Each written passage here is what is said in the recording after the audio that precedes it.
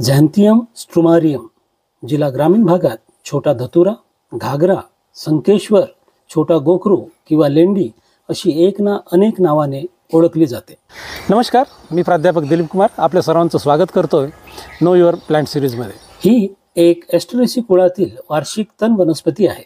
खडबडीत केसाळ देठ, मोठी त्रिकोणी हृदयाकृती 3 ते 5 खाचा असलेली पाने आणि सर्वात ओळखण्याजोग वैशिष्ट्य म्हणजे हुकासारख्या काट्यांनी भरलेली अंडाकृती बूर। ही फळे कपड्यांना किंवा प्राण्यांच्या केसांना चिकटून दूरवर पसरतात। नदीकाठ, रस्त्याकाठ, शेतजमिनीच्या कडेला आणि रिकाम्या जागांवर ही झपाट्याने वाढते, म्हणूनच ती आक्रमक तण मानली जाते।